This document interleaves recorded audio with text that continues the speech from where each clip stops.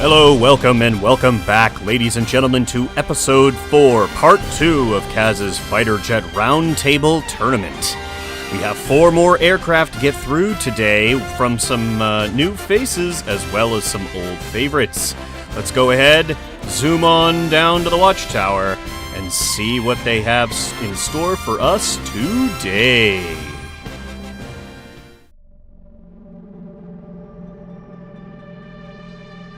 So on Team A, we have the AFX-106 Mirage, sent in by none other than Jim and Saw, making a triumphant return after his 105 got very intimately acquainted with the ground in its final match. Everybody was sad to see that, except perhaps for Android Elite, whose plane has now moved on. However, now we get to see what Jim and Saw have planned for us today in the form of the Mirage. It is using the J-10 cockpit, which is another Chinese-inspired aircraft cockpit.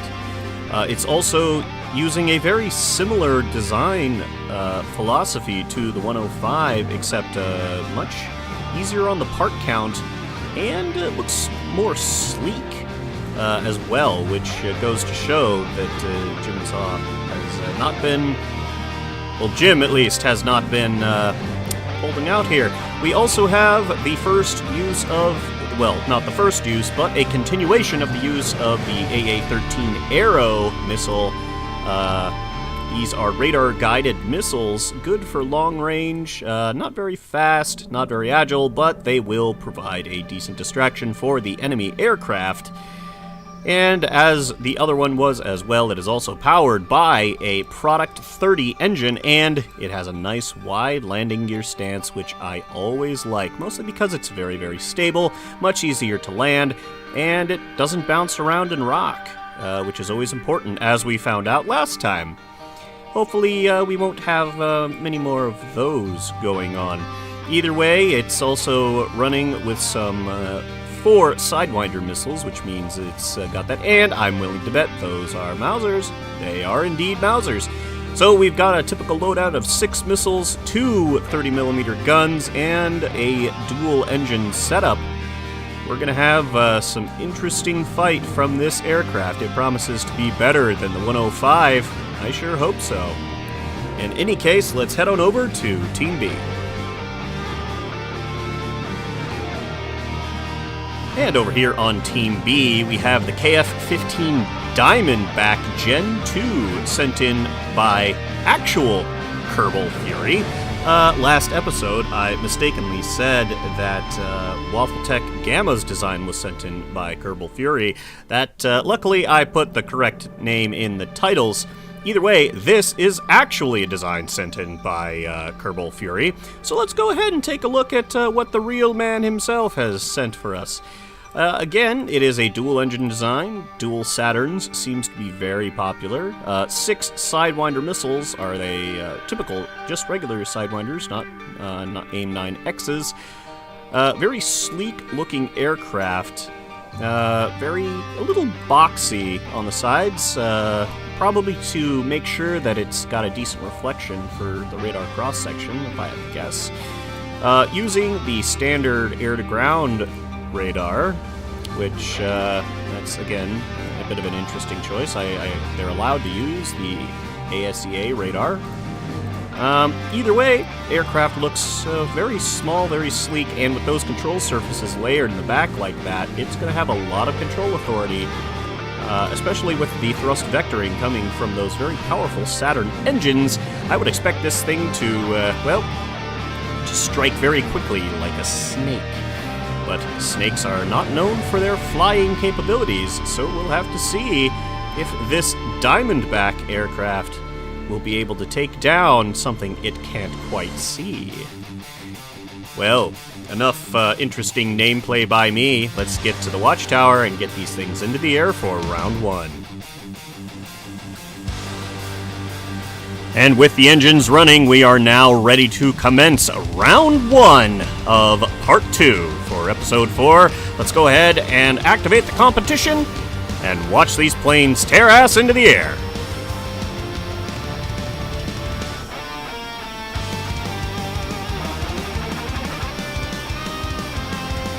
Not to show favoritism on the part of me, but again, I am really rooting for Jim and Saw's designs. The guy has really just... He has poured his heart and soul into every aircraft that he has sent in, and he continues to come back. He was just devastated when the 105 crashed into the ground. It really should have won that fight. However, with a little more tweaking... In any case, here come the Arrow missiles, causing the Diamondbacks to run in fear of the Mirage. Arrows are very high and trying to track, not particularly successful in doing so, moving very, very slowly, scaring this Diamondback away. And they arc and slam into the ground. Looks like we have some AIM-9s firing. I'm going to go ahead, since the first pass is done, and we'll zoom in on Mirage, see how it's doing. Launches a Sidewinder, looks like it's tracking quite well, and a hit! Mirage just... the Mirage unleashing a barrage of missiles, and now a barrage of gunfire into one of those Diamondbacks. That Diamondback looks like it's out of the fight completely. Let me check. Oh yeah. There's nothing left in there but the cockpit. Little Omni Kerman. I hope he can land. In any case, we're now back over here checking out the Diamondback. And just like that, we have a Mirage taken out. And this Mirage lines up and slams the other Diamondback with another missile. Man. That was vicious. Oh, man. We are in for some good fights, ladies and gents. So, though we did happen to lose one Mirage, it looked like probably to a missile because it just evaporated, and I didn't see it crash. I think we're going to have to say that the Mirage well, not single-handedly, the Mirage has certainly won round one. Let's see if it can pull out a victory for round two. Definitely not a plane to be trifled with or taken lightly. And we're back for round two. Yada yada, start competition, go! And I'm telling you, that was some very... Uh-oh, that looked like we had a very minor collision. Yep, we've lost a single vertical control surface. I'm going to go ahead and give them the benefit of the doubt that they can fly just fine without all of that. But if it does turn out to be a major issue, we will restart. So we are on the neutral observer again, just to make sure that we don't have any favoritism going on. The Arrow missiles launch high into the sky as the Mirages now zoom back in. Oops. Don't want to do that just yet. Hey, maybe we can watch the missiles come in. They are tracking, but not very well. And into the ground it goes. Kaboom! And with those missiles out of the way, let's look at the Mirage over here. This is the damaged one. Luckily it has plenty of control surfaces, so I'm not sure that loss of that vertical is going to hurt it that badly. Diamondback just hemorrhaging flares, trying to make sure it keeps those missiles off of it. And just like its predecessor, the Mirage is able to turn very nicely. See a double missile launch at this other Mirage from the Diamondback. Man, both these planes are just whipping around. Love it. I really do love to see this kind of... Oh, we've got good locks. And we have enormous amounts of lag. We have an explosion. Diamondback has been taken out. I'll have to look back at the footage later to see what it might have been, but my guess is a missile. Again, solo Diamondback here against two Mirages. And a missile slides in from behind, just dealing a real number to that Diamondback, taking out the nose cone. It's still got an engine, although it's just dancing between the tracer fire of those two Mirages. They're working together as a beautiful team now, right behind the other. Look at this. I love this stuff. Still firing with those tickle cannons. Although, it looks like the tickle cannons have managed to score a kill. Interesting. That might be the first Vulcan kill of the tournament. And without the wings to keep it stable, that Mirage is gonna have some problems. Or the Diamondback could sacrifice itself to the ground gods by litho breaking. Either way, it seems the victor for the first of today's fights is the Mirage. Congratulations, Jim and Saw, you're moving to the semis again.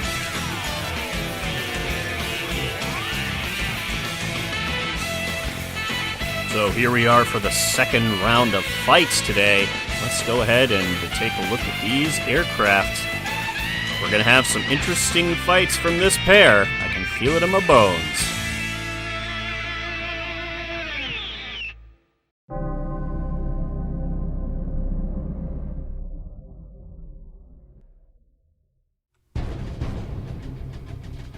So, over here is an aircraft that really doesn't need much of an introduction. Anybody who's been participating in Fighter Jet Showdown for a while knows the name Shiden.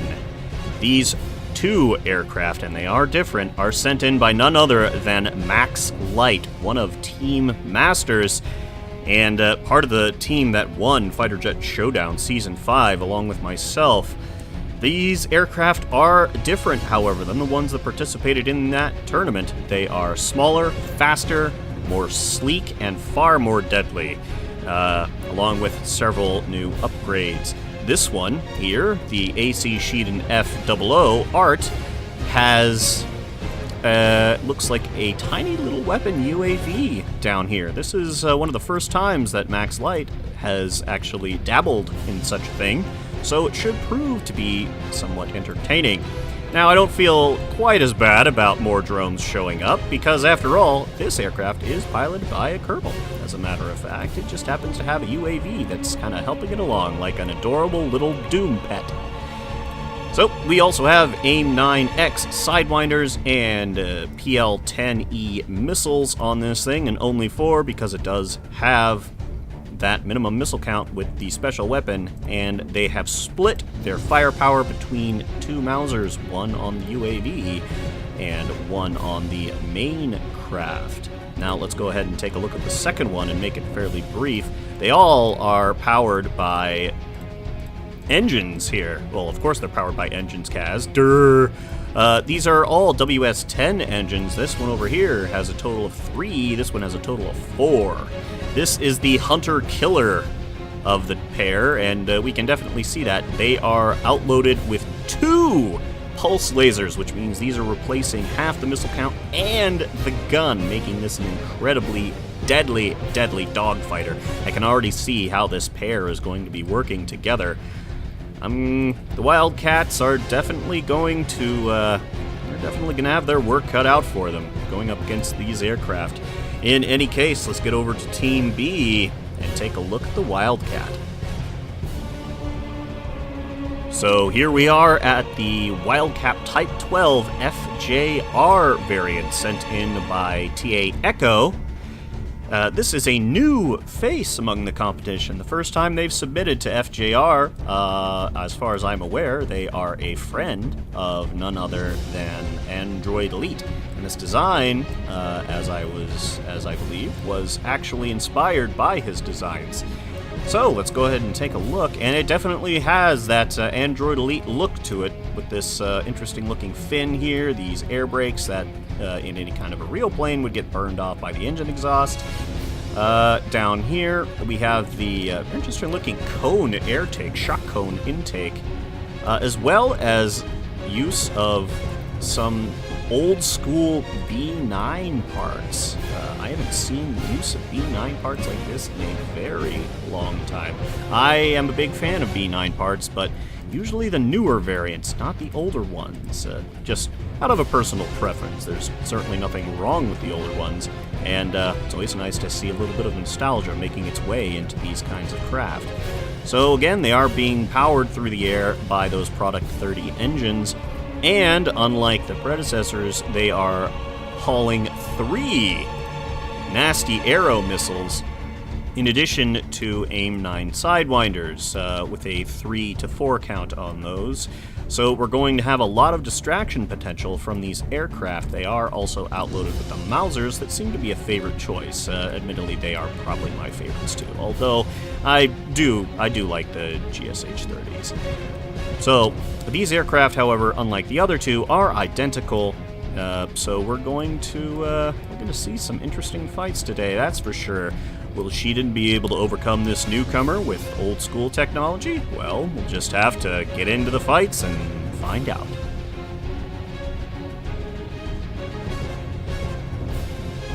Alright, aircraft are ready, and competition is ready to start. Camera tools set and locked, let's get them into the air. Just off the bat, we can see that the Shidens are much lighter than the Wildcats, and with those with the large number of engines, they are powering their way into the air first. So, again, as has been stated many times before, the takeoff speed can be adjusted in the AI pilot, so that doesn't really mean much of anything. Either way, we can see that both are now climbing to similar sorts of altitudes, which is to somewhat be expected, really. Most aircraft seem to hover around these sorts of heights. Not uncommon to see very similar heights. It's actually more interesting to see a lower pair and a higher pair. Right now, the teams are getting into position, and the competition is starting. And it looks like the Wildcats have gotten their shot off first with those arrows. And some AIM-9s are now streaking in. Looks like we have the aim assist probe. Interesting enough. I wonder what that actually stands for. Very cool. We have our little weapon UAVs. Oh, and we have a kill immediately on one of the Wildcats from an AIM-9. Very cool. Shidens are still trying to avoid those arrows, which are creeping up on them.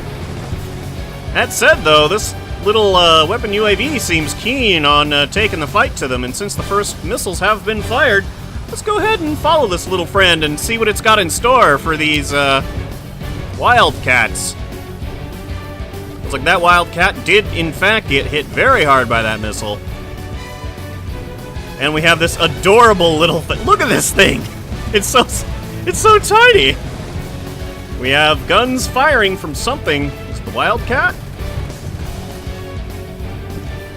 It is, in fact, the Wildcat on one of the Shidens. Looks like it's... Oh, it's on the tail! Jeez, the Shiden was so close to getting just shredded by that 30mm fire. The Shiden is a very fast, very nimble aircraft. A deadly dogfighter, and we can see blue streaks zipping by the camera as this one lines up with its pulse lasers. Looks like it's only got the one. May have gotten clipped off by a missile or a shot of some kind. That Wildcat is on the ground. This one, uh-oh. Just heard some collision sounds. Whoa! Missile streaks in. We have lag. And the Wildcat just evaporates. Jeez Louise. Alright, with this one on the ground, and this one basically nothing but a flying cockpit that's not going to be able to do much. Oh, looks like the weapon UAV got taken out. This Shiden, however, still trying to assert its dominance on the Wildcat there. Speaking of which, looks like this Shiden has had better days. Either way, we have a Shiden victory for round one. Let's get into round two. So after a Shiden victory in round one, let's get these planes into the air for round two. After that fantastic showing, I'm not honestly sure what I'm expecting. Both of these aircraft are quite capable. Although, in my personal opinion, I think the Shiden might be a little more so. That doesn't necessarily mean anything, though, especially if it comes down to missile kills.